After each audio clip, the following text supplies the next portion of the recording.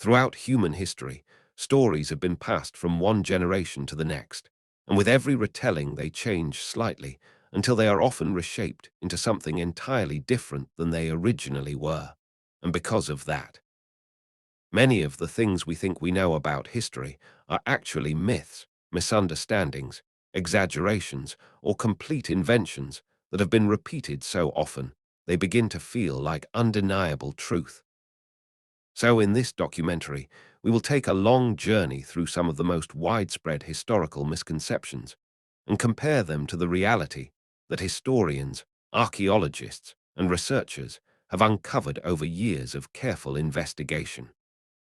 And as we do this, we will discover not only the truth behind these stories, but also the fascinating reasons why the myths were created in the first place and why they continue to survive in our collective imagination.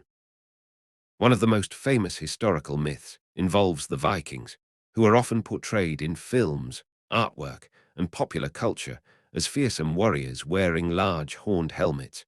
Yet the truth is that there is no archaeological evidence that Vikings ever wore horned helmets in battle. And the idea actually comes from costume designers in the 19th century who wanted to make characters in operas and stage performances look more dramatic and intimidating. So although the image has become deeply rooted in popular culture, the Vikings themselves would have found it completely impractical, since horns would have easily caught on weapons or branches, making real combat far more dangerous for the wearer and offering no actual benefit. So in reality, Viking helmets were simple, rounded, functional pieces of protection, designed for practicality rather than theatrics. Another persistent myth tells us that medieval people believed the earth was flat. But in truth, educated people in the Middle Ages, including scholars, sailors, and clergy, already understood that the earth was spherical, and this knowledge had been accepted since ancient Greek times. So the idea that medieval society thought the world was flat emerged much later, particularly during the 19th century, when writers wanted to create a dramatic contrast between the supposedly dark, ignorant Middle Ages and the more enlightened modern world. But this was more propaganda than fact, because navigators relied on spherical Earth concepts to travel long distances by sea, and scientific writings preserved the knowledge that the Earth was round. Another myth often repeated in classrooms and trivia books is that Napoleon Bonaparte was extremely short. But in reality, Napoleon was average or even slightly above average height for his time, standing around 5'6" or 5'7", which was perfectly normal for early 19th century France, and the myth of his short stature likely comes from a combination of misunderstandings, including different measurement systems used by British and French sources, as well as political caricatures that exaggerated his height to mock him and portray him as a small, power-hungry figure, a symbolic tactic used by his enemies to diminish his public image. One of the most widespread historical misconceptions involves the belief that people in the past were constantly filthy because they never bathed. But many ancient and medieval societies had surprisingly advanced hygiene practices, ranging from Roman bathhouses with heating systems and flowing water to medieval European towns where people washed regularly and even used early forms of soap. And although these practices varied depending on region and social class, the stereotype that everyone in the past lived in constant dirt and avoided bathing entirely is more myth than reality, often exaggerated by later writers who wanted to portray earlier eras as primitive or uncivilized compared to their own. Many people also believe that the Great Wall of China is visible from space with the naked eye, but astronauts have repeatedly stated that it is extremely difficult or impossible to see without special equipment, and although the wall is extraordinarily long, it is also relatively narrow and constructed from materials that blend into the surrounding landscape, making it hard to distinguish from orbit. So while it remains one of the most impressive human constructions in history, the idea that it can be easily seen from space is a myth that has been repeated for decades despite clear scientific evidence to the contrary. Another famous myth claims that ancient Egyptians used slaves to build the pyramids, but archaeological discoveries from workers' villages near the pyramids show that the laborers were paid workers who took pride in their work, received food and medical care, and were buried with respect, proving they were valued members of society. And although the ancient world certainly did use slavery in many contexts, the Great Pyramids of Giza were not built by chains of abused laborers, but by a massive workforce of skilled professionals, seasonal workers, and teams organized with remarkable precision and engineering knowledge, revealing a far more complex and human story than the popular myths suggest. There is also a widespread belief that Christopher Columbus discovered America, but in reality, the Americas had been inhabited for tens of thousands of years by diverse and sophisticated indigenous civilizations with rich cultures, complex trade networks, and advanced agricultural systems. And even in the context of exploration, we know that Norse explorers, particularly Leif Erikson, reached North America centuries before Columbus, establishing temporary settlements in regions like Newfoundland. So the idea that Columbus discovered a previously unknown world erases both the indigenous peoples and earlier explorers who had already made contact with the continent. Another myth tells us that medieval knights were lumbering, slow warriors weighed down by their armor. But in reality, medieval armor was designed to be surprisingly flexible and balanced, and fully trained knights could run, jump, mount horses, and fight with agility while wearing it. And modern reenactors have demonstrated that a knight in proper armor was far from clumsy, as the metal plates were carefully shaped to distribute weight and allow fluid movement, meaning the sluggish, immobile knight is more a creation of modern movies than historical fact. There is also a popular belief that Marie Antoinette said, "Let them eat cake," but historians can find no reliable evidence she ever spoke those words, and the quote appears in earlier writings long before her lifetime, suggesting that it was attached to her retroactively in order to portray her as a symbol of royal indifference during the French Revolution, which means the phrase has more political propaganda behind it than real historical truth. And this example shows how easily a dramatic line can become embedded in public memory, even without factual grounding. Another popular historical myth tells us that medieval Europeans ate only bland and tasteless food because they believed spices were used solely to cover the taste of spoiled meat. But this idea collapses under scrutiny because spices in the medieval world were extraordinarily expensive, often worth their weight in gold, and no one would waste such costly ingredients on rotten food. So in reality, spices were valuable luxury goods used to enhance flavor and demonstrate social status, meaning wealthy households used spices not to hide bad food, but to showcase their wealth and refinement in a world where exotic ingredients traveled across continents on long and dangerous trade routes. People also often believe that ancient societies were far less intelligent than modern people because they lacked advanced technology. Yet the truth is that intelligence has not changed significantly over thousands of years, and ancient civilizations accomplished astonishing feats of engineering, mathematics, astronomy, and architecture using only the tools available to them. So when we see structures like the pyramids, Stonehenge, Roman aqueducts, or Mayan observatories, we are not seeing the work of simple or primitive minds, but of cultures with deep knowledge and remarkable ingenuity that allowed them to solve enormous problems with methods that remain impressive even by today's standards. One of the most persistent myths in American history revolves around the idea that George Washington had wooden teeth, but careful examination of his surviving dentures reveals that they were actually made from materials such as ivory, gold, lead, and even human teeth. And none of his dental pieces were made of wood. So the myth likely originated from the fact that some of the materials stained over time, creating a wood-like appearance.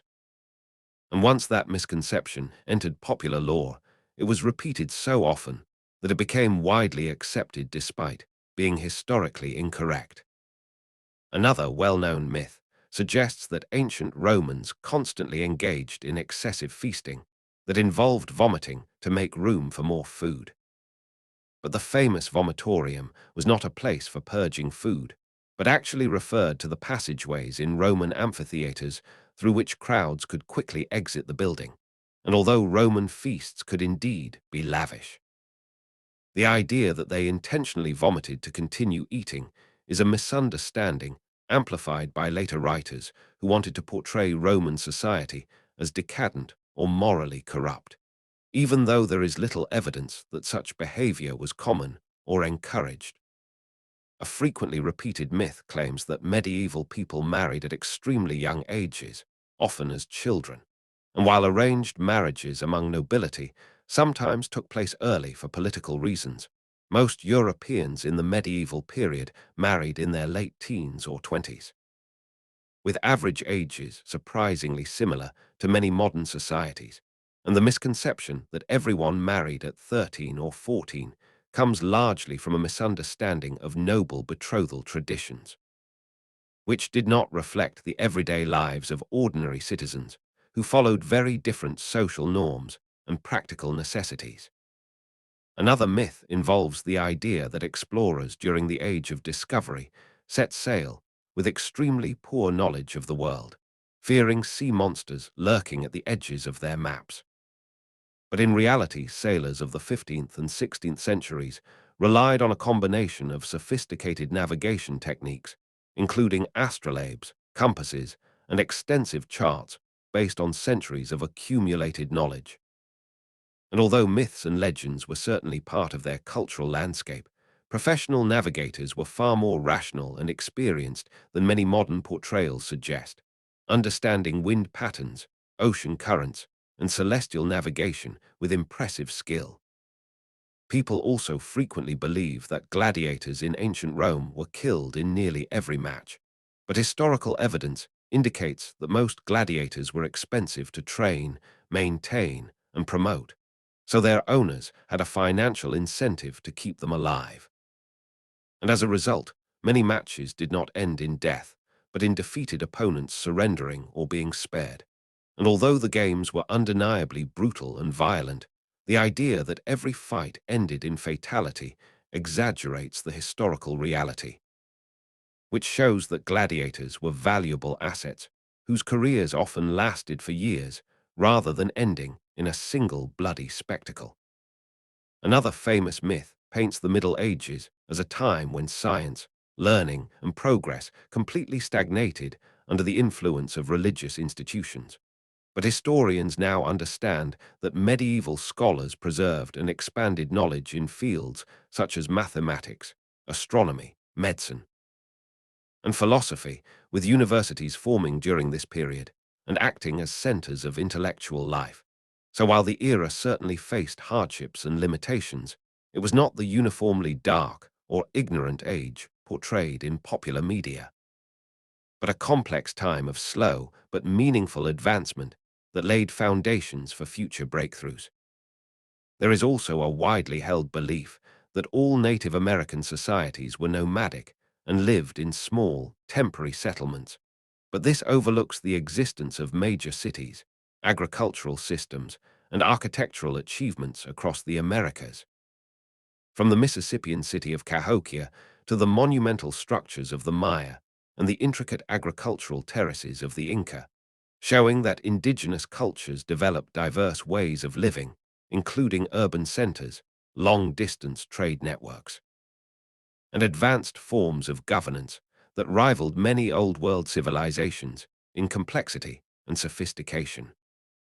Another common myth claims that medieval doctors believed illness was caused solely by supernatural forces, when in reality medical knowledge in the Middle Ages was heavily influenced by ancient Greek and Islamic scholarship.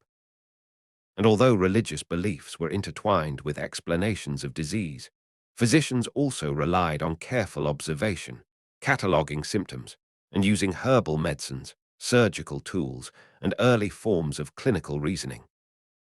So while medieval medicine was limited by the scientific understanding of the time, it was not as irrational or superstitious as it is sometimes depicted in modern stories. A persistent myth about knights and warfare claims that medieval swords were enormous, heavy weapons that required tremendous strength to wield. But real swords were typically well balanced and weighed only 2 to 4 pounds, allowing warriors to strike quickly, defend effectively, and fight for extended periods without exhaustion. And the exaggerated depictions of overly large swords largely come from ceremonial replicas, fantasy fiction, and theatrical props rather than historical evidence, giving modern audiences a distorted impression of medieval combat. Another enduring myth says that the Salem witch trials involved women being burned at the stake, but in the American colonies, people accused of witchcraft were actually hanged, while burning was more common in parts of Europe, and even there it was not the universal method often imagined. So the dramatic imagery of flames and stakes has overshadowed the more complicated and regionally varied reality of how witch trials were conducted across different societies. A final myth for this section revolves around pirates, who are often shown burying treasure on remote islands and following maps marked with an X. Yet historical pirates rarely buried treasure because stolen goods were usually spent, traded, or divided among the crew quickly. And the romantic idea of hidden treasure chests largely comes from adventure literature such as Treasure Island, which shaped popular imagination far more than any real historical evidence of pirate behavior. And this demonstrates once again how stories grow into myths when fiction becomes more memorable than truth. Another widespread myth that continues to influence how people imagine ancient history is the belief that Greek statues and Roman buildings were always pure white marble, elegant and pristine. Yet in reality, many ancient sculptures were originally painted in vibrant colors and decorated with detailed patterns that have faded over thousands of years. So the image of a world filled only with white stone comes not from historical reality, but from the fact that time stripped away the pigments, leaving behind only the bare marble. And later generations mistakenly assumed that this minimalist appearance was intentional rather than the result of natural erosion and fading across centuries. Many people believe that medieval peasants lived short, miserable lives that rarely extended beyond the age of 30. But this idea arises from a misunderstanding of medieval statistics, since average life expectancy was heavily skewed downward by high infant mortality rates. And if a person survived childhood, they often lived into their 50s or 60s, which means that the medieval world, while certainly difficult, was not populated entirely by people doomed to die young, and daily life contained far more diversity, community, and resilience than the bleak caricatures we often see in modern portrayals. Another well-known myth tells us that people in ancient times universally believed in bizarre medical treatments such as bloodletting because they lacked any understanding of disease. But the truth is that ancient medical systems were based on the best available knowledge and often included sophisticated herbal remedies, early surgical techniques, and careful empirical observation. And while some of their theories now seem strange, many ancient cultures kept detailed medical texts, organized treatments based on centuries of accumulated knowledge, and experimented with methods that still form the basis of certain practices today, showing that ancient medicine was far more complex than the myths suggest. A very common misconception is that the Black Death spread primarily because medieval Europeans lacked hygiene and cleanliness. But this oversimplifies a far more complicated situation, because the spread of the plague was driven largely by trade networks, climate conditions, and flea-borne transmission, not merely poor personal habits, and many communities did follow hygiene routines that were normal for their time. So blaming uncleanliness alone creates a misleading picture of the era and ignores the real biological and environmental factors that allowed the disease to spread so rapidly across continents. Another persistent myth says that Cleopatra was Egyptian by ancestry, yet historically Cleopatra belonged to the Ptolemaic dynasty, which was of Macedonian Greek origin and had ruled Egypt since the time of Alexander the Great. Though Cleopatra herself embraced Egyptian culture and became the first Ptolemaic ruler to learn the Egyptian language, and the complex blending of Greek and Egyptian traditions in her court created a unique cultural identity that historians continue to study. So the reality of Cleopatra's life involves a far richer story than the simplified versions often shown in films or popular retellings. A widespread myth also exists about the Middle Ages being a period when people believed cats were evil, leading to their mass killing, which supposedly caused rat populations to rise and spread disease. But while certain superstitions did exist, the idea of a large-scale, Europe-wide campaign against cats is not supported by historical evidence, and the relationship between humans and cats has been far more continuous, especially in rural areas where cats were valued for controlling rodent populations. So the simplified narrative of cat persecution leading directly to the plague is more legend than fact. Another common misconception claims that ancient scientists believed the sun revolved around the earth because they were uneducated or naive. But geocentrism was actually based on careful observation of the apparent motion of celestial bodies. And for many centuries, it matched the available data better than competing theories. So it was not ignorance, but the limitations of early observational technology that shaped ancient cosmology. And once more advanced instruments became available during the Renaissance, scientists like Copernicus, Galileo, and Kepler were able to challenge older models and develop a more accurate understanding of the solar system. A famous myth suggests that the Library of Alexandria was destroyed in one single catastrophic event, often blamed on a particular historical figure or army. Yet historians now believe that the decline of the library occurred over several centuries through a series of conflicts, political changes, and gradual loss of funding.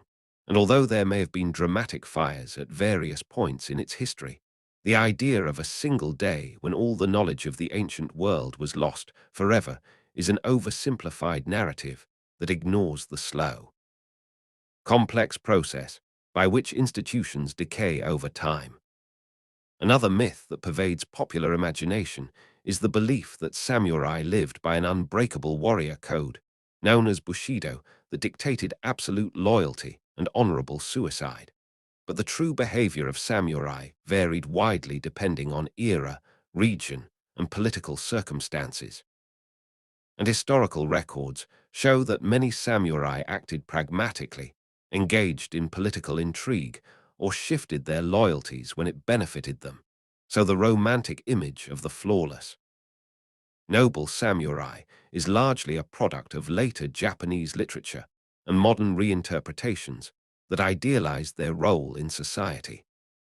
Many people also believe that ancient Rome fell suddenly in a dramatic collapse, but historians recognize that the fall of Rome was not a single event, but a long process spanning centuries, marked by political fragmentation, economic challenges, changing military structures, and evolving relationships between Roman authorities and various groups within the empire.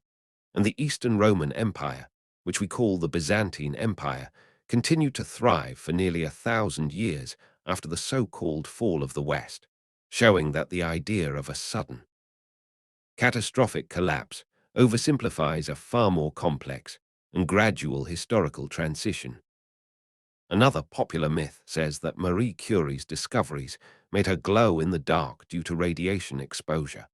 But although she and other early researchers were unaware of the dangers of radiation and did suffer from its effects, the idea that Curie became visibly luminous is entirely fictional, arising perhaps from imaginative storytelling rather than scientific or historical evidence.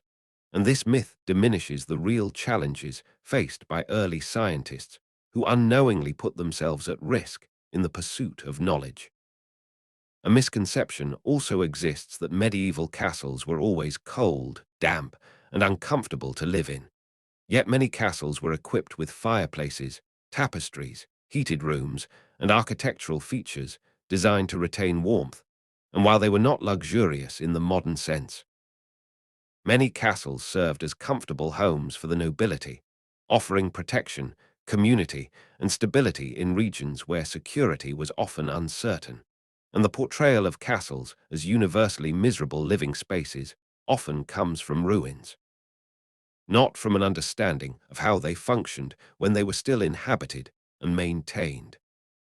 There is a persistent myth that historical battles were chaotic free-for-alls where armies simply charged at each other without strategy. But real warfare throughout history involved complex formations, coordinated tactics, and detailed planning. Whether in the disciplined phalanxes of the ancient Greeks, the structured legions of Rome, the cavalry maneuvers of steppe warriors, or the intricate battlefield strategies of medieval generals, and although films often portray battles as disorganized clashes for dramatic effect, the reality is that soldiers who ignored strategy rarely survived long enough to shape the course of history. Another enduring myth says that people in the past never traveled far from their hometowns, living out their entire lives within a few miles of where they were born. But this is far from universally true, because merchants, pilgrims, sailors, soldiers, scholars, and migrants regularly crossed continents, created extensive trade routes, and connected cultures across vast distances, and even ordinary people sometimes traveled for work, seasonal labor, or religious festivals, making the ancient and medieval worlds far more interconnected than many modern narratives assume. Another historical myth that appears frequently in popular culture is the idea that medieval Europe was a uniformly isolated place cut off from the rest of the world.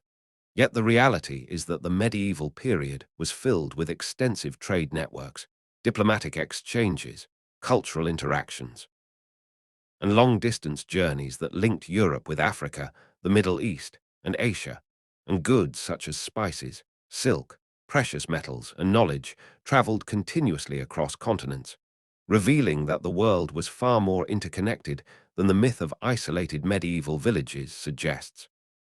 And even though travel was slower and more dangerous than today, it was still a constant part of life for many people in ways that shaped economies and cultures.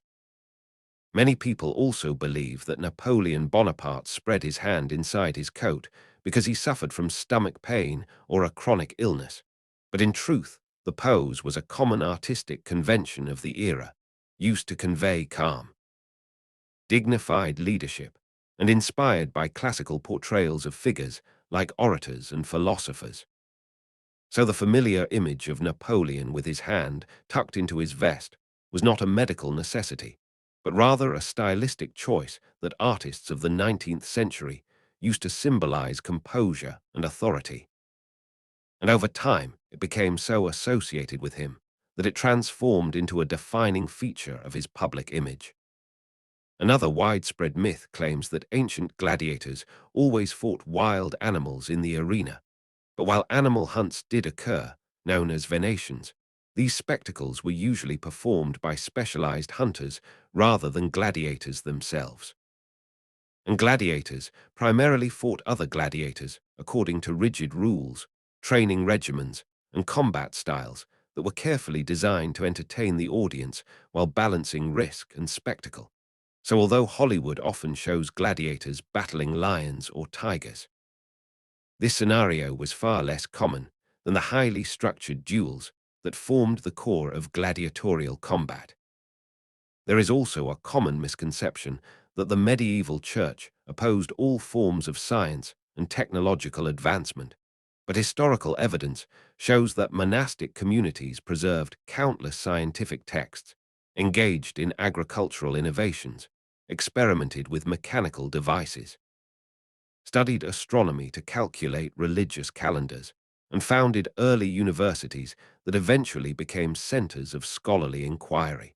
So while there were conflicts at times, the idea that medieval religion universally fought against science is an exaggerated myth that oversimplifies the complex relationship between faith, knowledge, and discovery during that era.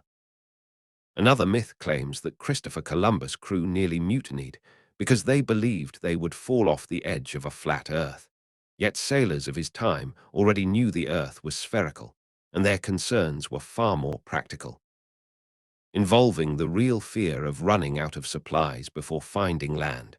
So the dramatic story of a crew terrified of a flat planet is a later invention that makes for a memorable tale, but does not reflect the actual scientific understanding or navigational expertise of the 15th century. A popular myth surrounding the Middle Ages suggests that people rarely smiled in paintings because they had terrible dental hygiene. But the truth is that artistic conventions of the time favored solemn expressions that conveyed dignity, seriousness, and spiritual reflection. And smiling in portraits became more common only in later centuries as artistic styles evolved. So the lack of smiles in medieval art tells us far more about symbolism and cultural expectations than it does about the condition of people's teeth. Another common misconception is that Mozart wrote perfect music without effort, composing entire symphonies in his head and transcribing them flawlessly. Yet while Mozart was unquestionably a genius with extraordinary musical ability, historical letters and manuscripts show that he revised, edited, and reworked his compositions frequently. And the myth of effortless perfection ignores the years of training, discipline, and experimentation that shaped his career. So the romantic idea of Mozart as a supernatural prodigy obscures the reality of a talented but hard-working composer who honed his craft through dedication and experience. Many people also believe that the Great Fire of London in 1666 destroyed the entire city. But although it was certainly devastating, the fire actually burned roughly one-fifth of London, leaving many districts untouched and sparing a surprising number of people thanks to rapid evacuations. And while the disaster reshaped the city and required massive rebuilding, the myth of total destruction exaggerates the scale of the event far beyond what historical records support. Another misconception says that the Rosetta Stone was immediately recognized as the key to deciphering Egyptian hieroglyphs. But in reality, the process took decades of scholarly effort, comparison, and debate before Jean-François Champollion succeeded in unlocking the ancient writing system. And although the stone provided a crucial basis by offering the same text in three scripts, the idea of an instant breakthrough oversimplifies the long, complex journey of linguistic discovery that allowed the modern world to understand one of the oldest writing traditions on Earth. There is also a myth that ancient Spartan warriors were unbeatable super soldiers raised from birth to be perfect fighters. Yet while Sparta indeed placed a strong emphasis on military training and discipline, the image of flawless, invincible warriors is greatly exaggerated and shaped by later Romanticism, as historical accounts show that Spartans suffered defeats, made strategic errors, and relied heavily on the labor of the Helot population to sustain their society. So their military culture, while impressive, was not as absolute or idealized as modern depictions often portray. Some people believe that early humans lived exclusively in caves, yet this misconception stems from the fact that cave environments preserve archaeological evidence better than open-air settlements. So although we find many cave remains, ancient humans actually lived in a wide range of environments, including huts, tents, forests, plains, and temporary shelters across diverse landscapes, and focusing solely on cave dwellings creates a distorted image of prehistoric life that underestimates the adaptability and creativity of early human societies. Another enduring myth suggests that pearl divers in ancient times tied heavy stones to their bodies to sink faster without any concern for safety. But archaeological and historical evidence shows that professional divers used controlled techniques, training, and tools to manage breath holding and ascent, and while diving was certainly dangerous, The myth of reckless divers weighted down with stones is a dramatization that ignores the sophistication and resilience of traditional seafaring cultures who developed highly skilled methods for gathering resources underwater. A common misconception claims that Roman emperors frequently poisoned each other in a constant cycle of murder and treachery. But while assassinations did occur, much of the melodramatic narrative comes from ancient historians who wrote with political bias or dramatic flair. And a great deal of what we think we know about imperial scandals is influenced by sensationalism, rumor, and later storytelling, meaning that the political landscape of Rome was indeed dangerous, but not the non-stop bloodbath often portrayed in fiction.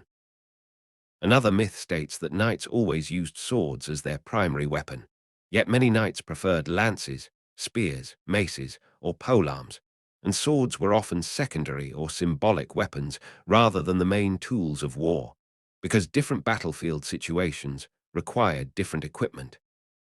And the reliance on swords in modern films reflects cinematic simplicity rather than historical accuracy, as actual medieval combat involved a broad array of weapons with precise tactical purposes. Finally, for this section, many people believe that peasants in feudal Europe were little more than slaves with no rights. But while peasants certainly faced restrictions and obligations, most had legal protections, community structures, and economic roles that allowed them to work land, manage households, participate in village life, and make decisions within their local environments. And the idea of a universally oppressed peasant class reduces a complex social system into a simplistic narrative that ignores the variations of culture, geography, law, and individual circumstance across medieval societies. Another myth that often appears in popular storytelling claims that ancient Egypt was a rigid and unchanging civilization that remained the same for thousands of years. But in reality, Egypt underwent countless political transitions, cultural shifts, religious reforms, and foreign influences across its long history, and pharaohs frequently modified traditions, introduced new artistic styles, and adapted to changing circumstances, which means the simplistic image of a civilization frozen in time ignores the vibrant evolution that took place within Egyptian society as it interacted with neighboring cultures, responded to internal conflicts, and continually redefined itself over centuries. A common misconception says that medieval people believed illness was caused entirely by witchcraft or supernatural forces. Yet while spiritual explanations were certainly part of the worldview, many medieval physicians used observational methods based on ancient Greek, Roman, and Islamic teachings, and they diagnosed illnesses through patterns of symptoms, recommended dietary changes, developed surgical tools, and wrote extensive medical texts, showing that the belief in magic was only one layer of a much broader and surprisingly rational medical tradition that evolved gradually as scholars compared ideas across cultures and generations. Another myth insists that during the American Wild West era, gunfights in the streets were a daily occurrence and that towns were lawless battlegrounds. But historical records show that many frontier towns had strict gun control laws, established sheriffs, and relatively low levels of violence compared to the dramatic shootouts portrayed in films. And the romanticized image of constant duels at high noon comes largely from dime novels, Hollywood westerns, and sensationalized journalism that exaggerated or invented stories to capture the imagination of readers rather than reflect the actual dynamics of life on the frontier. There is also a persistent misconception that medieval knights were always chivalrous paragons of honor who followed strict moral codes. Yet the historical reality is that knights were complex individuals whose actions varied widely depending on personal ambition, political pressures, and circumstances of war. And while chivalric literature idealized noble behavior, real knights sometimes engaged in raiding, political betrayal, or opportunistic warfare, meaning that the myth of universal chivalry is more a product of romantic storytelling than a reflection of everyday medieval life. Many people believe that the Great Pyramid of Giza was built by slaves working under brutal conditions, but archaeological discoveries near the pyramid show evidence of worker villages, bakeries, medical facilities, and tombs for laborers, strongly indicating that the builders were skilled workers who were fed, housed, and treated with respect. And although the ancient world certainly did use slave labor in many areas, the construction of the pyramids reflects a more complex social organization in which thousands of Egyptians united for a massive national project, driven by religious, cultural, and political motivations rather than simply forced labor. Another myth portrays the Renaissance as a sudden burst of enlightenment that immediately ended the so-called Dark Ages. But historical developments were far more gradual, with technological innovation, scholarly translation, artistic revival, and economic growth unfolding over centuries rather than overnight. And the idea of a sharp boundary between darkness and enlightenment was shaped by Renaissance writers themselves, who wanted to highlight their own achievements by contrasting them with earlier periods. So the real story involves a continuous progression rather than an abrupt transformation. A common misconception says that the Aztecs believed Hernan Cortés was a god, specifically the returning deity Quetzalcoatl, but modern historians increasingly consider this idea unlikely, as it appears largely in Spanish accounts written long after the events took place. And there is little direct evidence from indigenous sources to support the claim. So the myth may have been exaggerated or invented to justify the Spanish conquest and portray indigenous peoples as gullible, when in reality, the encounters between Spaniards and the Aztec Empire were shaped by complex political alliances, misunderstandings, and strategic decisions rather than simple religious confusion. Another familiar myth states that Vikings were always savage raiders who contributed little to civilization.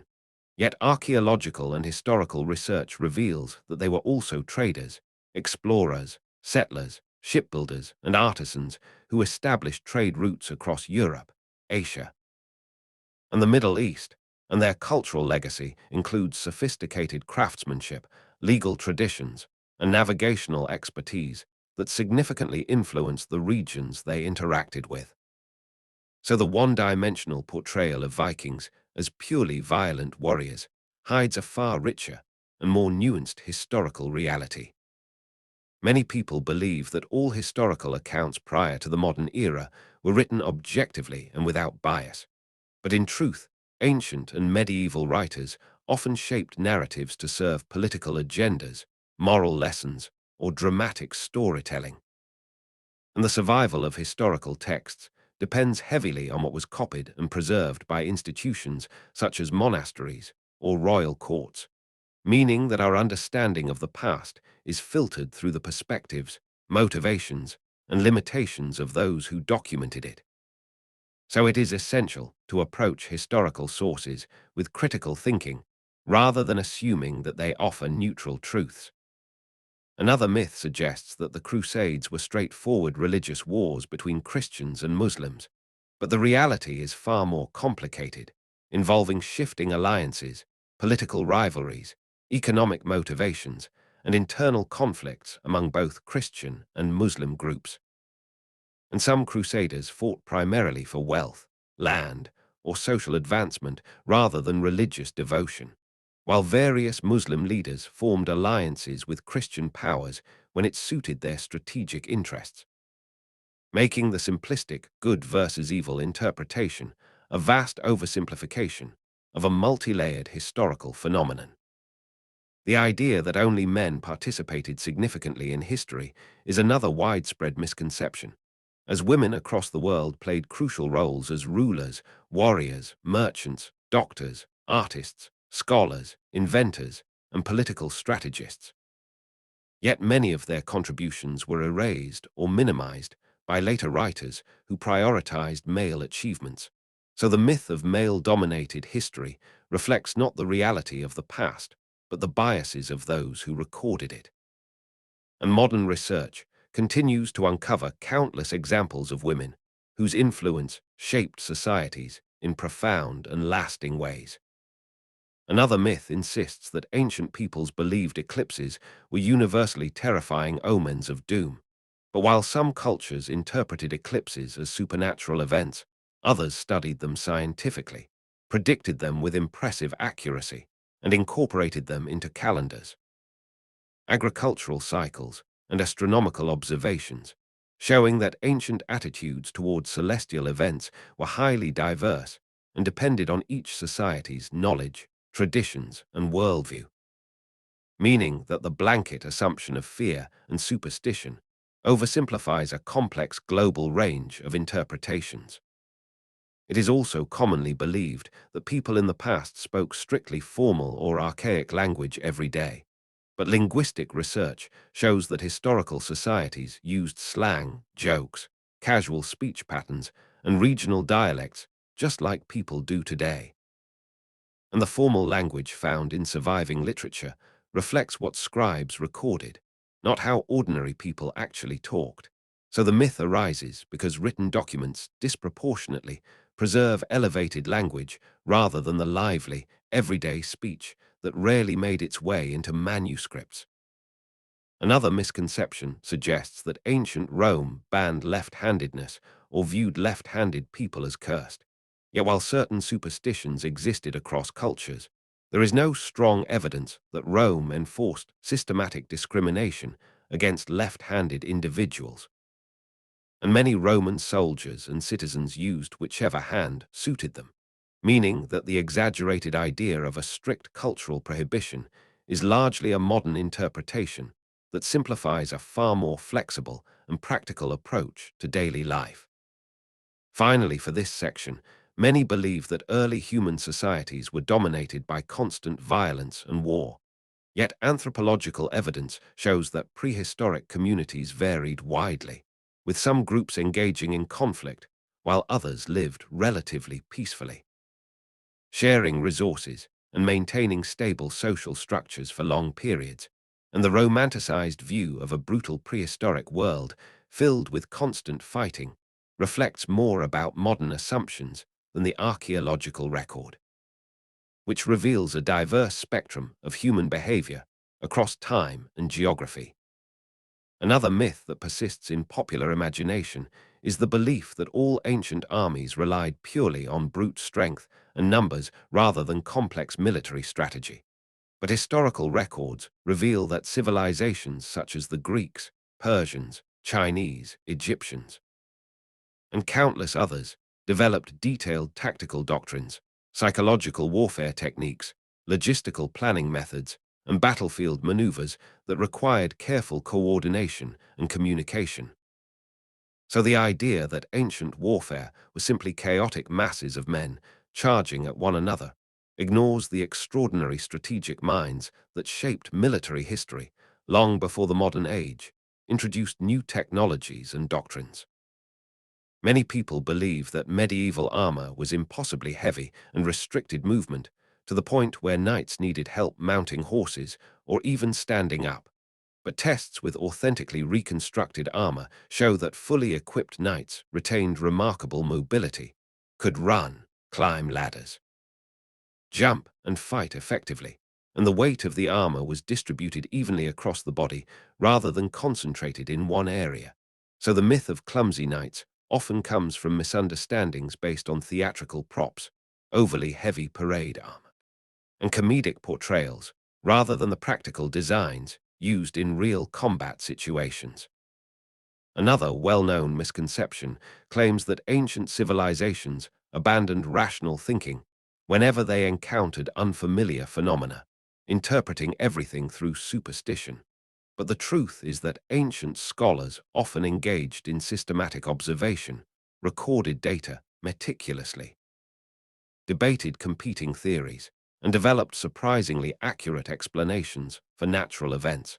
And while their scientific frameworks were limited by the tools available to them, their curiosity, experimentation, and intellectual rigor demonstrate that human reasoning has existed throughout history, evolving gradually rather than emerging suddenly in the modern era. A persistent myth tells us that Columbus proved the Earth was round, yet as discussed earlier, educated people already knew this for centuries, and the real contribution of Columbus was not the shape of the Earth, but the demonstration that long-distance westward voyages were possible. Though even then he severely underestimated the size of the planet, and believed he had reached Asia rather than a previously unknown continent to Europeans, meaning that the simplified narrative of his voyage, solving a scientific debate, is a product of later retellings rather than historical fact. Many also believe that medieval towns were filthy, disease-ridden places where waste was constantly thrown into the streets, yet sanitation practices varied widely across regions, and although conditions were certainly not as hygienic as modern standards, many towns had ordinances regulating waste disposal, designated dumping areas, water management systems, and even early forms of street cleaning, demonstrating that medieval societies actively attempted to maintain cleanliness according to their understanding of health and civic order. And the exaggerated image of universal filth reflects selective anecdotes rather than everyday norms. Another myth insists that the Great Wall of China was built all at once as a single continuous project. But the truth is that the wall was constructed, expanded, rebuilt, and modified by numerous dynasties across many centuries. And the sections we see today represent only part of a vast and evolving defensive system shaped by political changes, military needs, and regional variations. So the idea of a single unified wall created in one monumental effort oversimplifies a complex historical timeline of construction, destruction, and reconstruction. A widespread misconception claims that ancient peoples believed the universe was completely static and unchanging, but many early astronomers observed planetary motion, tracked comets, predicted eclipses, and developed mathematical models to describe celestial dynamics, revealing that far from assuming permanence, they recognized cycles, irregularities, and movements that challenged simplistic interpretations of the cosmos. And their observations laid important groundwork for later scientific breakthroughs, even if their tools could not yet measure the universe with modern precision. Another myth suggests that historical records are always complete and reliable, but in reality, the vast majority of human history has been lost due to decay, destruction, selective preservation, and the biases of those who recorded events. And what survives today often reflects the interests of elites, religious authorities, or specific political groups rather than the experiences of ordinary people, which means that historians must reconstruct the past from fragmented evidence, archaeological finds, and cross-cultural comparison, creating an evolving picture that becomes more accurate as new discoveries are made. Many people assume that early medieval Europe was intellectually stagnant, failing to recognize the significant contributions of the Islamic Golden Age, during which scholars across the Middle East, North Africa, and parts of Spain preserved ancient Greek and Roman texts, made groundbreaking advances in mathematics, astronomy, medicine, philosophy, architecture, and chemistry, and created a vibrant intellectual network that influenced later European developments. So the myth of a uniformly dark period fails to acknowledge the global exchange of ideas that shaped the trajectory of human knowledge. Another myth claims that ancient Greek philosophers spent their lives isolated in academic contemplation, ignoring practical concerns, but many philosophers engaged directly with politics, economics, ethics, mathematics, and teaching, and some founded schools, trained future leaders, advised governments, or participated in public debates, showing that philosophical inquiry was deeply intertwined with daily life and civic responsibility, rather than the detached, purely theoretical existence often imagined in modern retellings. A widespread misconception portrays the Middle Ages as a uniformly violent era defined by non-stop warfare. But although conflicts certainly occurred, Most medieval people spent the majority of their lives engaged in farming, craftsmanship, trade, family life, and community activities.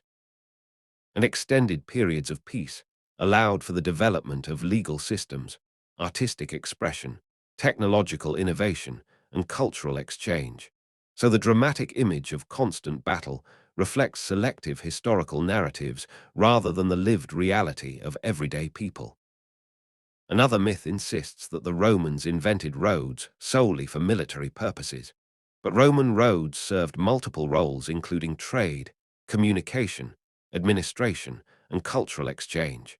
And they connected distant provinces into a cohesive network that allowed ideas, people, and goods to travel with unprecedented efficiency, demonstrating that the Roman road system was as much an economic and social infrastructure as it was a military one, enabling the empire to flourish and integrate a vast array of cultures under a unified system. Many people also believe that historical populations were far more gullible than modern people, readily accepting myths or superstition without question. Yet skepticism, debate, and critical thinking existed in all eras, and countless historical records contain arguments, counter-arguments, and philosophical discussions in which individuals challenged traditional beliefs, questioned authority, and sought evidence to support claims, reminding us that human intelligence and curiosity have been present throughout history, even if the tools available to test theories were limited by the technology of the time. Another recurring myth claims that the invention of writing immediately transformed societies into literate civilizations, but literacy rates varied enormously even after writing systems were established. And for long periods, writing was used primarily by elites, administrators, priests, and merchants, meaning that most people continued to rely on oral traditions, memory, and communal storytelling. And the gradual spread of literacy took centuries or even millennia, depending on region and social structures. So the transition from oral to written culture was far slower and more complex than the myth of an instantaneous shift suggests. Finally, for this section, there is a common misconception that all archaeological discoveries provide clear and definitive answers about the past. But archaeology often raises new questions, reveals unexpected patterns, and challenges long-held assumptions. And many findings require careful interpretation that can shift dramatically as new evidence emerges. So rather than offering fixed conclusions, archaeology provides a dynamic and constantly evolving understanding of human history that grows richer as researchers uncover pieces of the vast puzzle of our past. Another myth that continues to shape popular imagination is the belief that ancient civilizations always placed their greatest thinkers and leaders at the top of society. Yet history shows that countless influential minds lived and worked far from positions of power, contributing ideas, inventions, and cultural innovations while remaining largely unknown during their own lifetimes. And many of the individuals we now celebrate as historical icons were only recognized after their deaths, which reminds us that the process of identifying so-called great figures is often shaped not by the real impact they had in their own era, but by later generations who selected certain individuals to highlight, while overlooking many others who also shaped the course of human history. A widespread misconception claims that ancient and medieval sailors clung tightly to coastlines because they were afraid of the open sea. Yet archaeological and historical evidence demonstrates that long-distance voyages across open waters occurred far earlier than commonly believed, with Polynesian navigators crossing vast stretches of the Pacific using celestial navigation, Norse explorers reaching North America centuries before Columbus, and Arab and Indian sailors regularly crossing the Indian Ocean using monsoon winds, showing that the fear of open water is more a modern assumption than an accurate reflection of ancient maritime skill and confidence. Another myth suggests that historical clothing was always uncomfortable, rigid, or heavy, But many traditional garments were designed to be practical for local climates, social roles, and everyday movement, and materials such as wool, linen, and silk were crafted with remarkable skill to produce durable yet comfortable attire suited for the needs of the wearer. So the idea that people in the past constantly wore restrictive or impractical clothing reflects either ceremonial outfits preserved in art or modern reenactments, rather than the full range of garments used across different cultures and time periods. Many people believe the myth that medieval Europe existed in complete cultural isolation from Asia and Africa until the Crusades, yet the Silk Road, Mediterranean trade routes, and Islamic scholarship created vibrant networks of exchange long before the Crusades began, allowing technologies such as papermaking, the compass, advanced mathematics, and medical knowledge to flow between regions, which means that the medieval world was shaped not by isolation, but by continuous and dynamic intercultural contact that influenced science, art, philosophy, and commerce on a global scale. Another misconception involves the idea that ancient people universally believed in countless gods and mythical creatures without question. But in reality, belief systems varied greatly, and debates about theology, cosmology, ethics, and the nature of the divine were common across civilizations, with philosophers, priests, and scholars frequently disagreeing with one another and proposing new interpretations. So the myth of unquestioning belief oversimplifies the diverse range of thought that characterized ancient spiritual and intellectual life. A popular myth in the modern world claims that during the Middle Ages people rarely bathed. But as mentioned earlier, this stereotype overlooks the fact that many societies practiced regular bathing, used scented oils, maintained public bathhouses, and incorporated cleanliness into social and religious customs.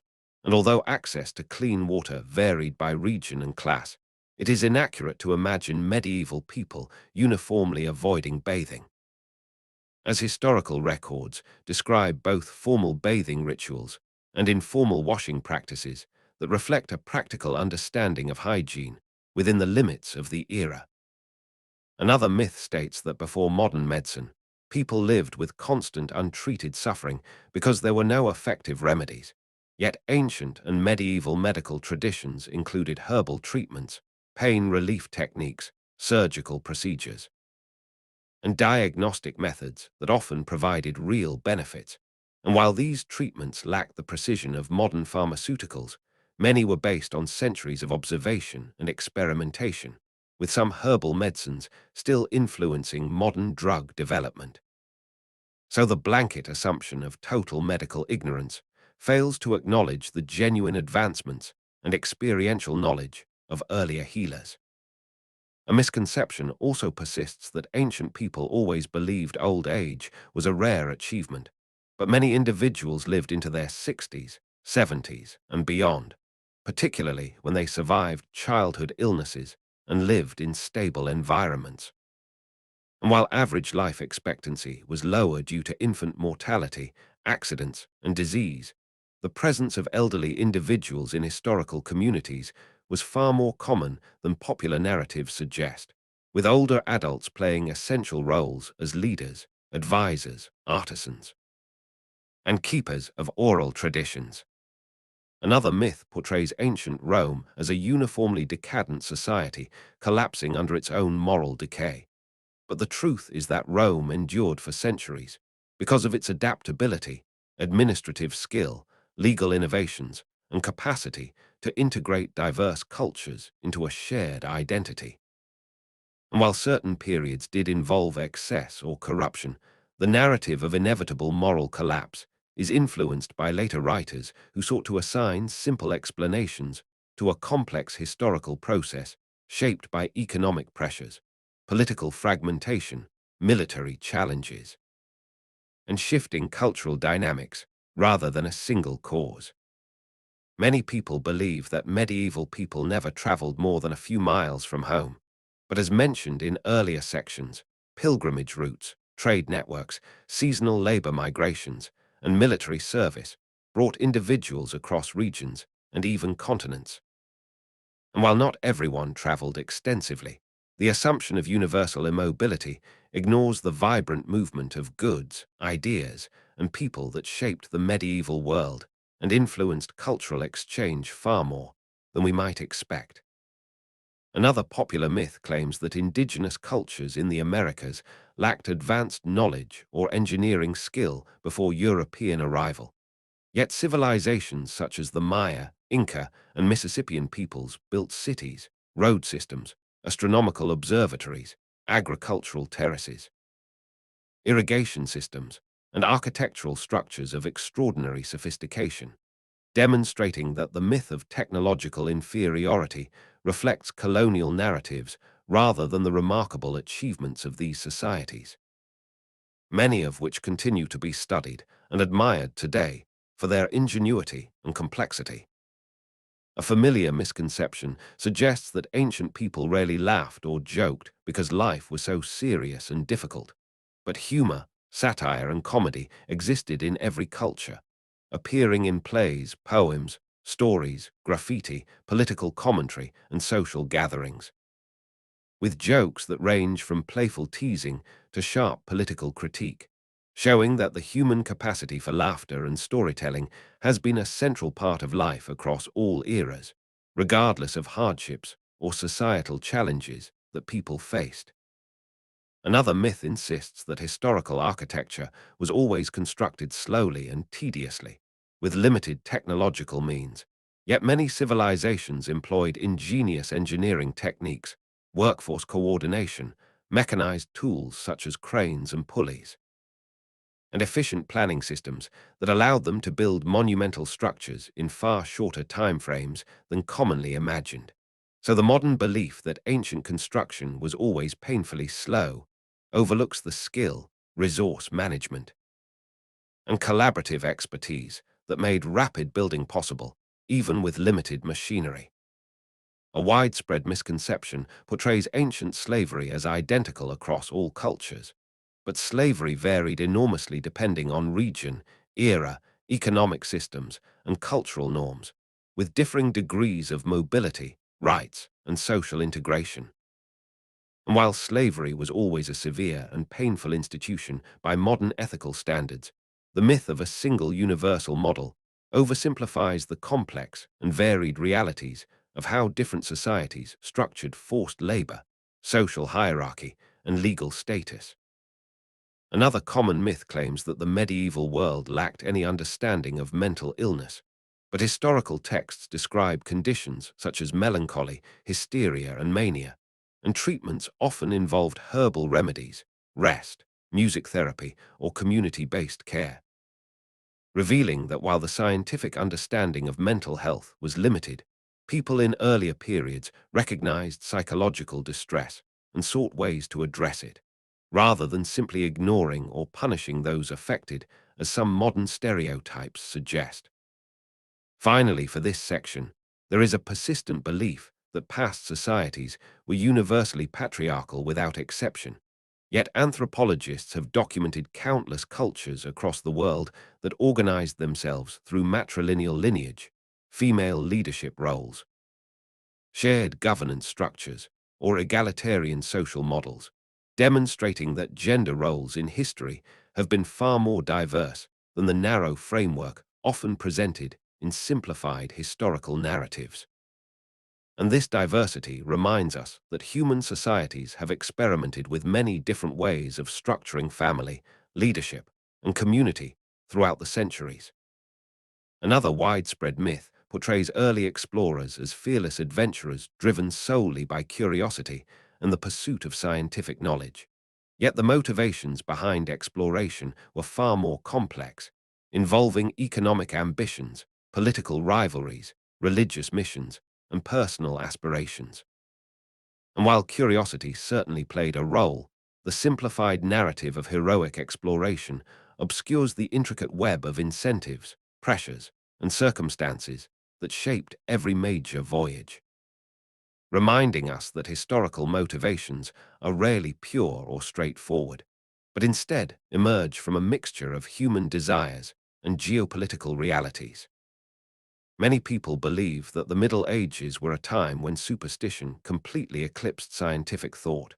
But as mentioned earlier, medieval scholars engaged deeply with astronomy, mathematics, medicine, and engineering, and although their frameworks differed from modern scientific methods, they nonetheless laid critical foundations for future advancements, experimenting with mechanical clocks, architectural innovations such as ribbed vaults and flying buttresses, and early optical theories that paved the way for later discoveries, showing that the era was far more intellectually active than the myth of universal superstition suggests. Another common misconception states that ancient civilizations created myths because they lacked logical explanations for natural events. But mythology often served as a storytelling tool, a moral framework, or a cultural binder, rather than a literal scientific explanation.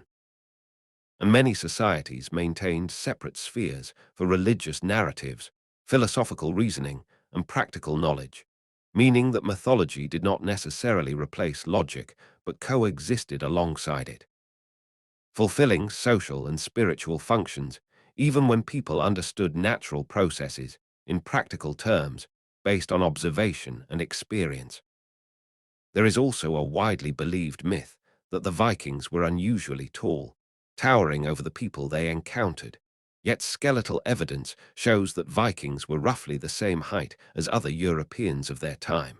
And while good nutrition may have made some individuals robust and strong, the idea of a race of towering giants derives from later romanticized stories rather than archaeological reality, demonstrating once again how powerful and persistent exaggerated images can be when they become part of popular culture.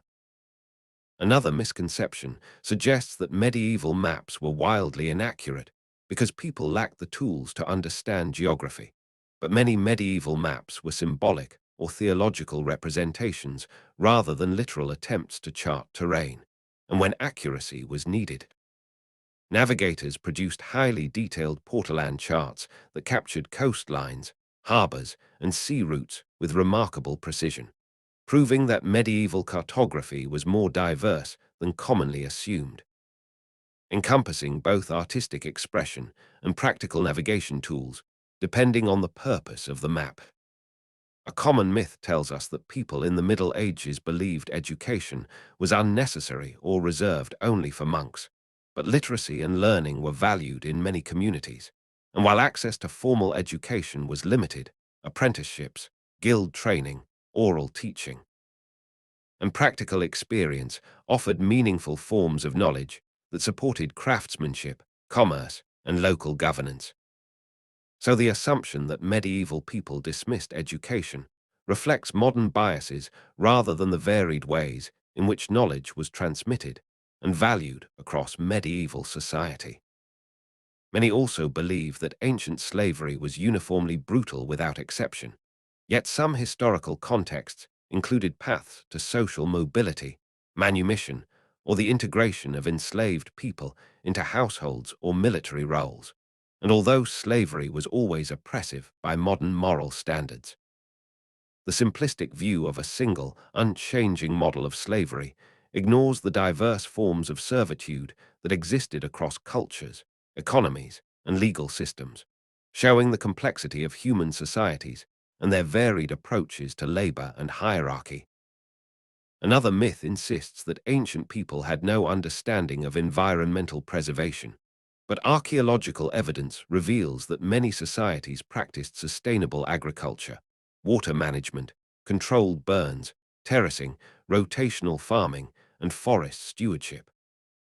And while environmental degradation did occur in some contexts, the widespread assumption that pre-modern people had no concept of sustainability oversimplifies the detailed ecological knowledge developed by countless cultures based on generations of observation and adaptation to their surroundings.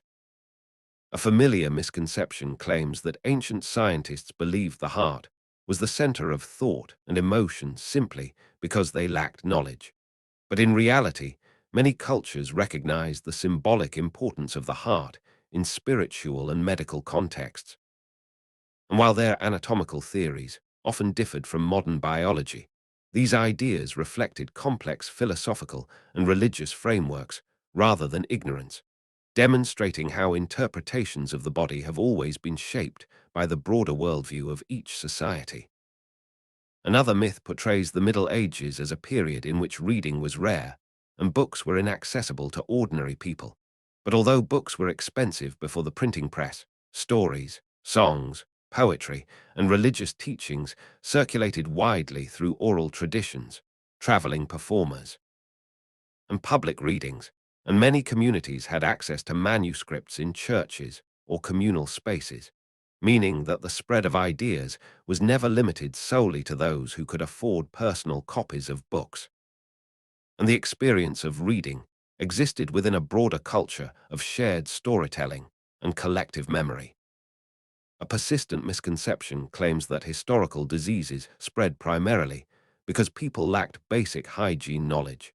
Yet the transmission of disease has always been influenced by factors such as trade routes, climate patterns, urban density, animal interactions, and genetic variations. So attributing historical epidemics solely to personal cleanliness overlooks the broader ecological and social dynamics that allowed illnesses to move rapidly through human populations. And it also underestimates the efforts that many societies made to improve sanitation, quarantine the sick, and develop public health measures based on the knowledge available at the time.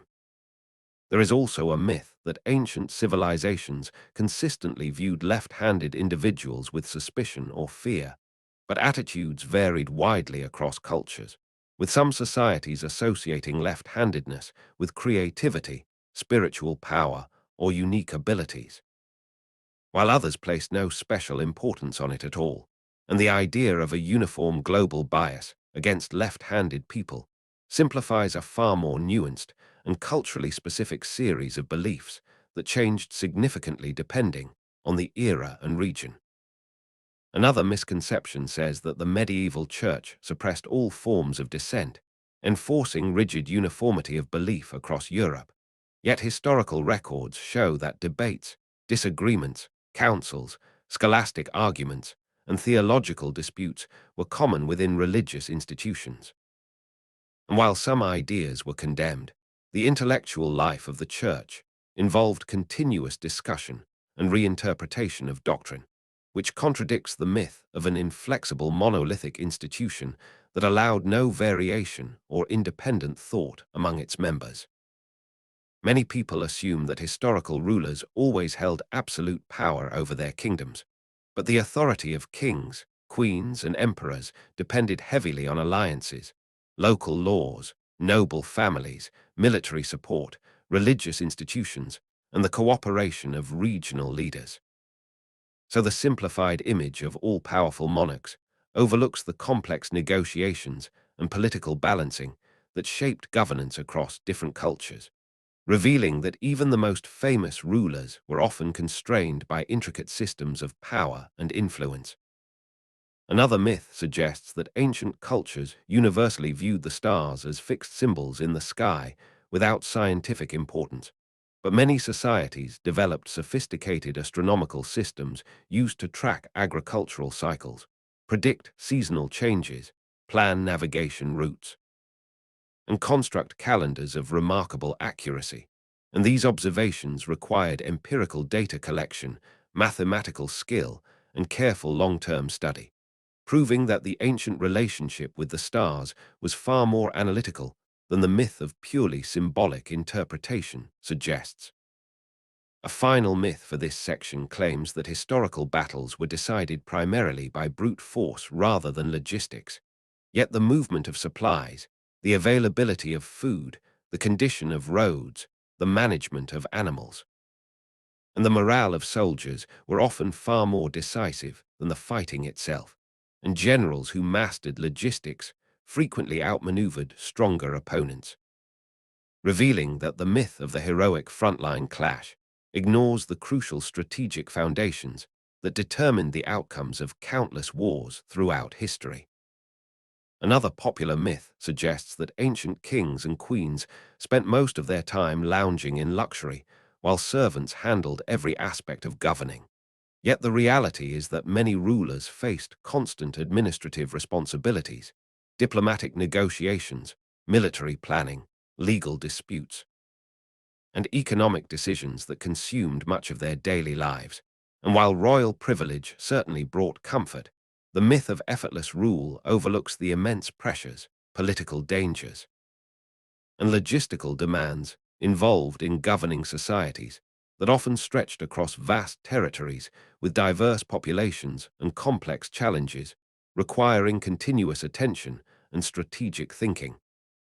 Many people believe the misconception that the Middle Ages were a static period where culture barely changed for centuries. But medieval society was filled with dynamic shifts in art, architecture, language, law, agriculture, trade, and political organization. And developments such as the rise of the Gothic style, the growth of towns, the expansion of long-distance commerce, and the evolution of legal systems demonstrate that the medieval world was constantly transforming, driven by innovation and adaptation, rather than the unchanging stagnation often depicted in simplified historical narratives. Another persistent myth insists that all medieval castles were cold, dark, and uncomfortable. But while some stone fortresses were indeed drafty, many castles featured tapestries, wooden paneling, heated hearths, glazed windows, cushions, and well-designed living quarters, intended to provide warmth and comfort. So the caricature of universally miserable castle life does not reflect the practical and often surprisingly sophisticated domestic arrangements that made castles functional homes, as well as defensive structures for the nobility who lived within their walls. A well-known misconception claims that knights followed an unbreakable code of chivalry rooted in honor, loyalty, and respect. Yet although chivalric literature promoted these ideals, real knights were human beings with personal ambitions, political alliances, and conflicting loyalties that often led them to act in ways that contradicted the romanticized image presented in stories. So while the chivalric code influenced cultural expectations, the reality of knightly behavior was far more complex, pragmatic, and inconsistent than the polished myths suggest. Many also believe that ancient civilizations had no understanding of timekeeping beyond simple sundials, but people across the world developed highly accurate calendars, astronomical observations, water clocks, mechanical devices, and seasonal markers that enabled them to measure time with impressive precision. And civilizations such as the Maya, Egyptians, Chinese, and Babylonians maintained detailed records of celestial cycles, demonstrating that the myth of primitive timekeeping greatly underestimates the sophistication of ancient science and the ingenuity of people who studied the sky long before the advent of modern instruments. Another myth states that all medieval armies consisted solely of poorly trained peasants, but many medieval military forces included professional soldiers, mercenaries, elite knights, trained archers, and specialized units such as crossbowmen or cavalry. And the composition of armies varied depending on region, wealth, and political structure, revealing that medieval warfare involved coordination, discipline, and tactical organization, rather than the simplistic image of disorganized mobs rushing into battle without training or strategy. A widespread misconception claims that ancient civilizations uniformly relied on brutal punishments and harsh legal systems. Yet many societies developed complex legal codes that included fines, restitution, arbitration, community mediation, and restorative justice, practices designed to resolve disputes rather than impose severe penalties. And although harsh punishments did exist, the myth of universally draconian law overlooks the many ways in which legal systems throughout history sought to balance justice, social stability, and the well-being of communities. Another myth insists that historical travel was always incredibly slow and dangerous, making long-distance journeys rare or extraordinary. But countless traders, pilgrims, envoys, scholars, and explorers traveled thousands of miles using established routes, caravans, maritime networks, roadside inns, and cultural hubs where people exchanged goods and information.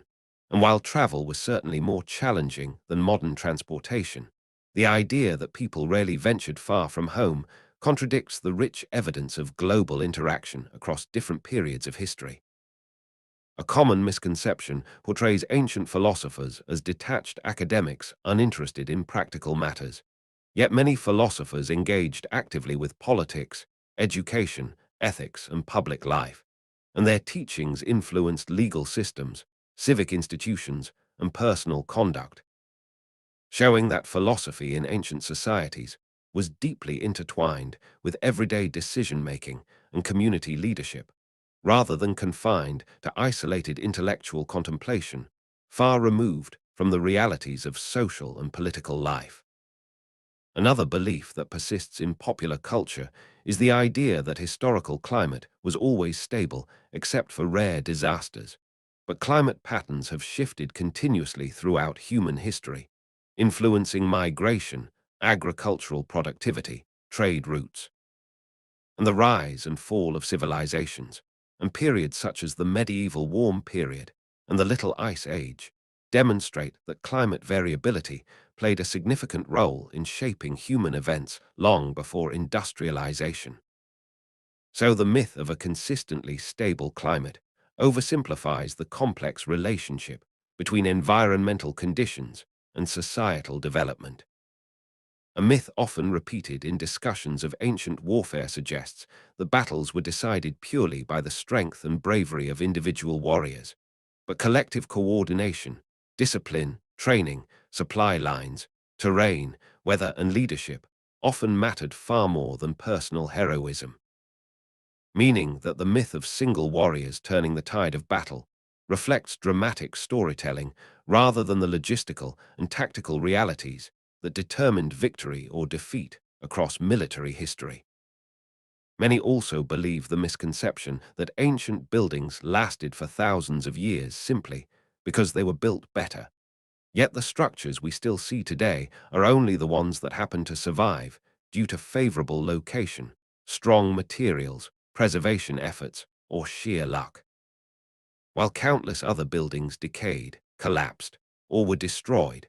So the myth of superior ancient construction arises partly from the selective survival of a minority of structures, rather than the universal durability of ancient architecture. Another myth suggests that medieval people never questioned religious authority, but historical records show vigorous debates among theologians, mystics, reformers, and ordinary believers who challenged established doctrines, proposed new interpretations, and sometimes faced persecution for their ideas, demonstrating that religious life in the medieval world was dynamic, contested, and diverse rather than universally uniform or unquestioning. And this complexity often gets lost in oversimplified portrayals of the era. A widespread misconception says that early human societies had no concept of childhood and treated children as miniature adults. But anthropological evidence shows that many cultures recognized distinct stages of development, provided training and education appropriate for age, and engaged children in social roles gradually rather than immediately thrusting them into adult responsibilities. So while childhood differed greatly across societies, the myth of universal adultification overlooks the sensitivity and community-based guidance that shaped the upbringing of children throughout history. Another myth portrays ancient Rome as a society obsessed solely with conquest and expansion. Yet Romans also invested heavily in roads, aqueducts, sanitation systems, architecture, law, literature, and engineering projects that served civilian life. And much of Roman innovation focused on improving infrastructure, public welfare, and urban organization, which contradicts the simplified narrative of a culture defined exclusively by military ambition, revealing instead a civilization shaped by both conquest and civic development. Finally, for this section, there is a common misconception that history is a fixed set of facts passed unchanged from generation to generation. But historians constantly reinterpret evidence, discover new artifacts, uncover forgotten texts, and reassess long-held conclusions as technology, methodology, and global perspectives evolve, showing that history is not a static record, but a living discipline that continually deepens our understanding of the human story, challenging myths, correcting inaccuracies, and providing richer insights into how the world we live in was shaped by countless interconnected forces and experiences. Another widespread myth suggests that early human civilizations progressed in a neat, linear fashion from primitive to advanced. But archaeological discoveries reveal a far more complex and uneven pattern of development in which different societies advanced rapidly in certain areas while remaining traditional or conservative in others, meaning that technological and cultural progress unfolded not in a staircase-like sequence, but in waves, plateaus, setbacks, and surges influenced by environmental conditions, interactions with neighboring cultures, the availability of resources, and the unpredictable effects of innovation. Migration and conflict. Many people believe the misconception that ancient civilizations were uniformly patriarchal and male-dominated. Yet numerous societies across the world practiced matrilineal inheritance, placed women in positions of political or spiritual authority, maintained balanced gender roles, or valued female leadership as essential to governance, agriculture, trade, or diplomacy. And the myth of universal patriarchy often stems from later interpretations that prioritized certain historical narratives, while overlooking or minimizing the documented diversity of social structures that existed throughout human history. Another myth insists that ancient people lacked emotional complexity, as if modern humans are the first to experience deep love, grief, joy, conflict, or philosophical reflection.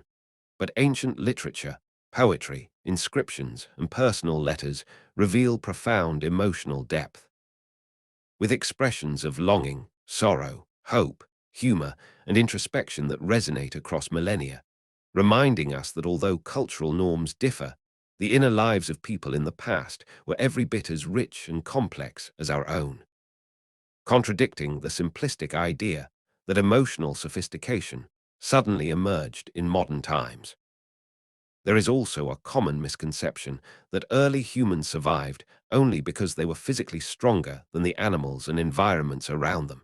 Yet the true advantage of humanity has always been cooperation, communication, adaptability, and the capacity to create tools and share knowledge, meaning that survival depended far more on social structures, problem solving, and the passing of lessons from one generation to the next than on physical strength alone.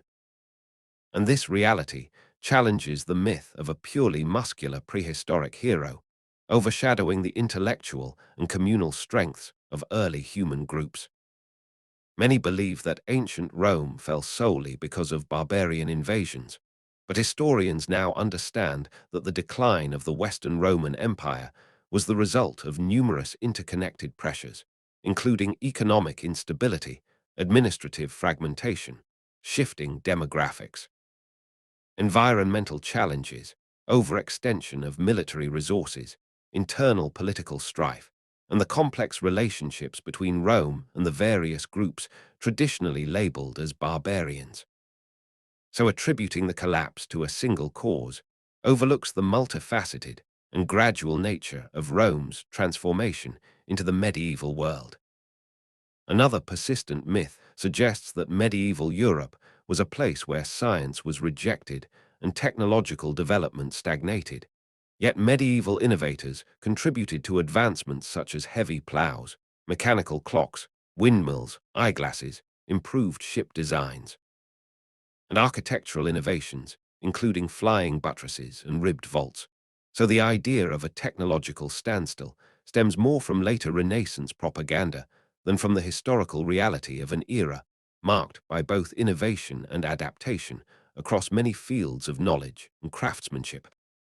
A familiar misconception claims that historical warfare involved massive armies clashing constantly in open fields, but many wars consisted primarily of sieges, maneuvering, diplomacy, and prolonged standoffs in which supplies, terrain, disease, and morale played far more significant roles than direct combat, and the dramatic scenes of huge battles often overshadow the logistical and strategic realities that determined outcomes, meaning that the myth of continuous large-scale clashes reflects literary and theatrical traditions more than the typical experiences of soldiers throughout history.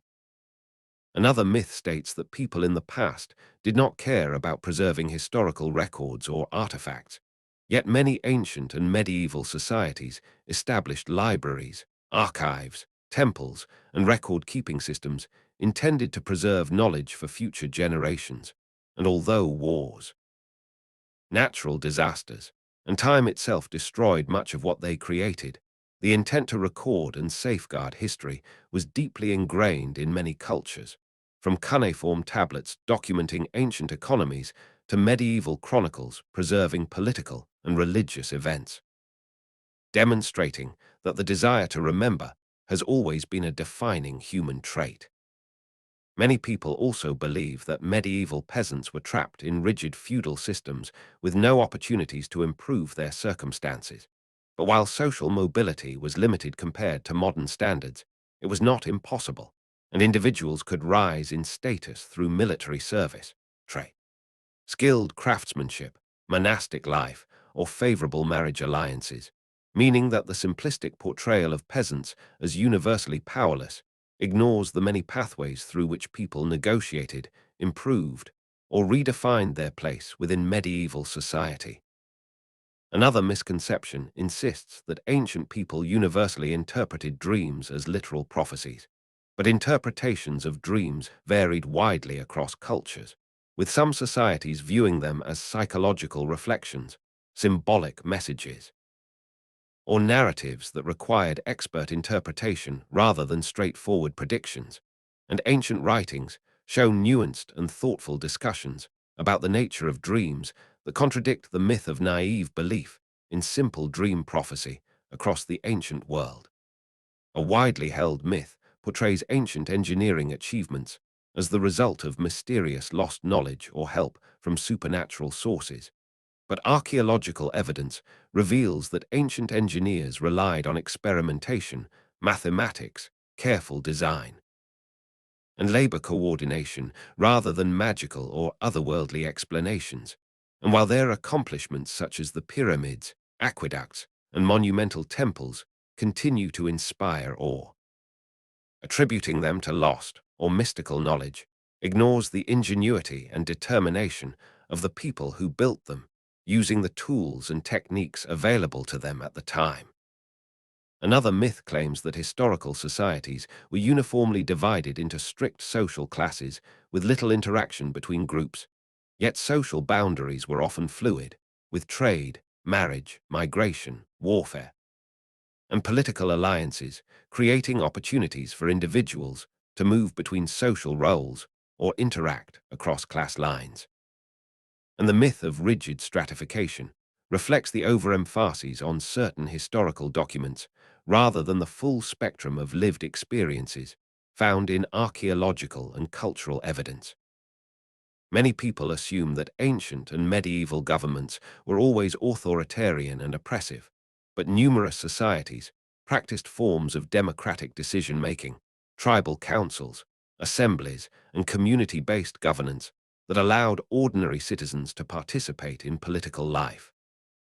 And although these systems differed greatly from modern democracies, the myth of universal autocracy overlooks the variety of political structures that existed across time, revealing that human societies have long experimented with different forms of leadership and collective decision-making.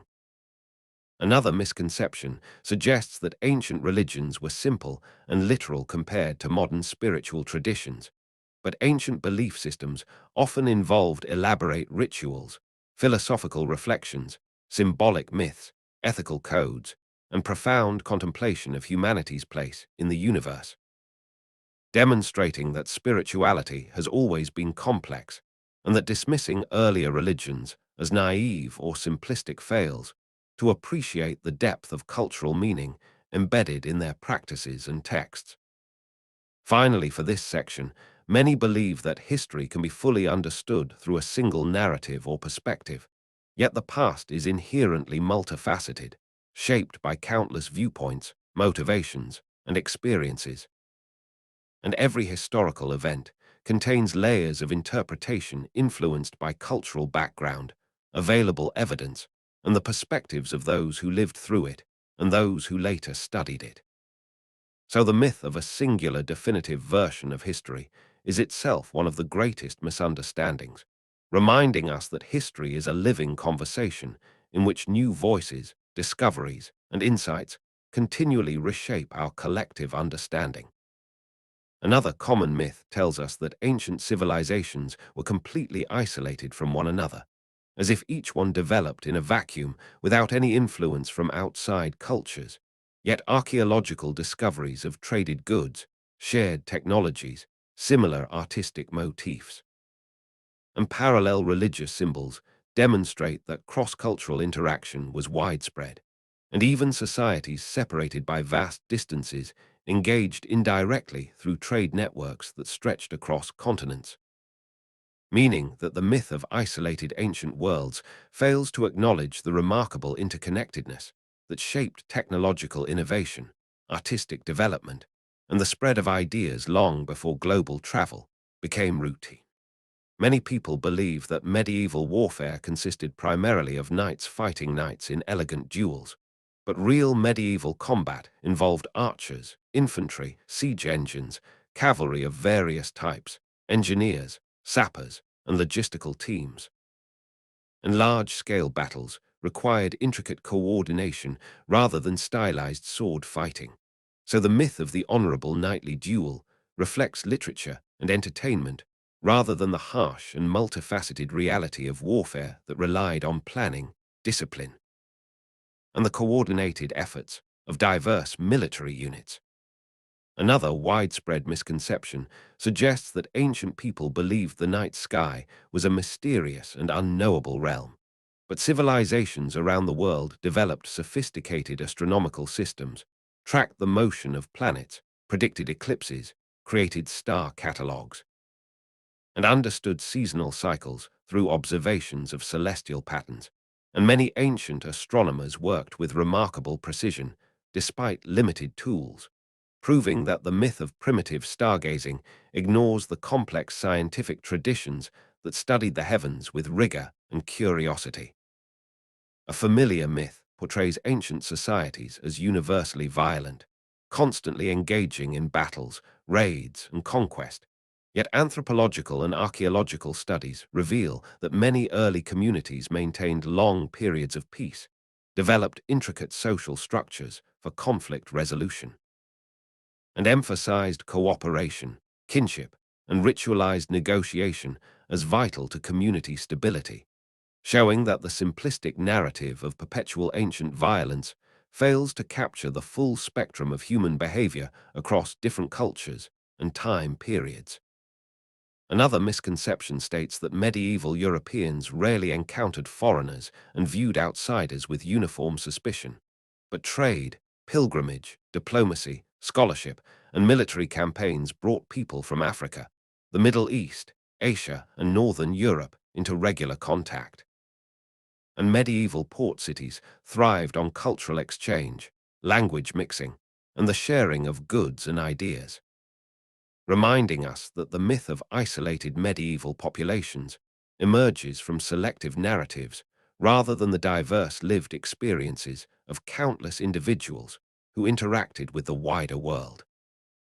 Many people also believe that historical documents always describe events accurately, yet writers in ancient and medieval societies often exaggerated, simplified, or distorted stories to satisfy patrons, support political agendas, entertain audiences, or express moral lessons. And since literacy was typically concentrated among elites, surviving documents reflect the perspectives of a narrow slice of society rather than the experiences of the broader population. So the myth of perfectly reliable historical accounts overlooks the interpretive challenges that historians must navigate as they reconstruct the past from partial and often biased sources.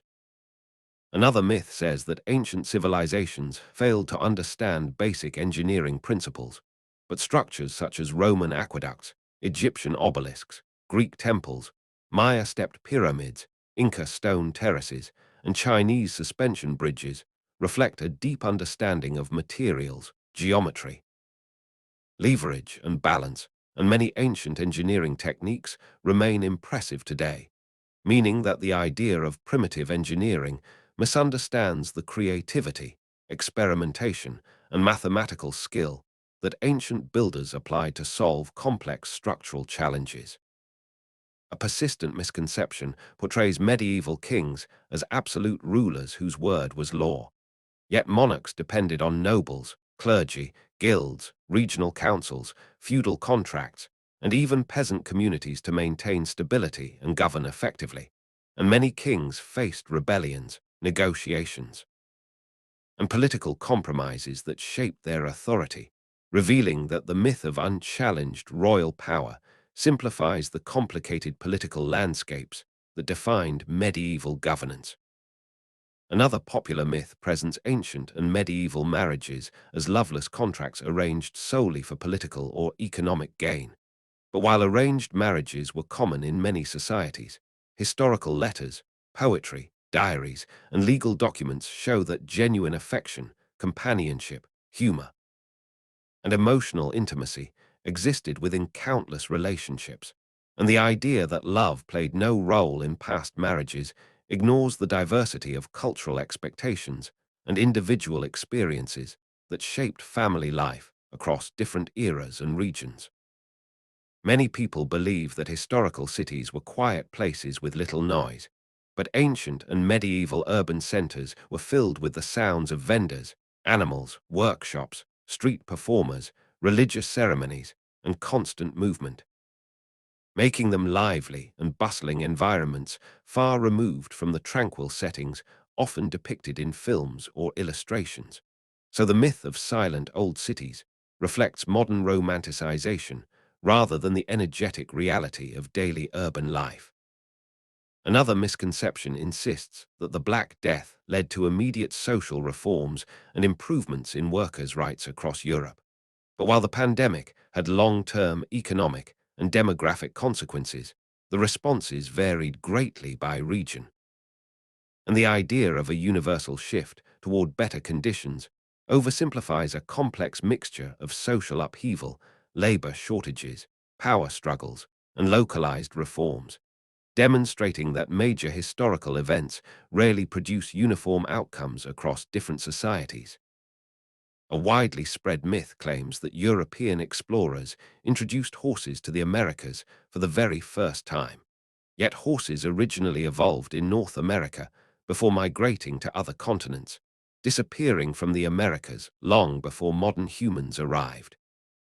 And while Europeans did reintroduce horses in the 15th and 16th centuries, the myth of original introduction erases the deeper evolutionary history of the species that shaped prehistoric ecosystems long before written history began. Another misconception portrays medieval universities as rigid, monolithic institutions focused solely on theology. But universities also taught logic, medicine, law, rhetoric, mathematics, astronomy, and early science.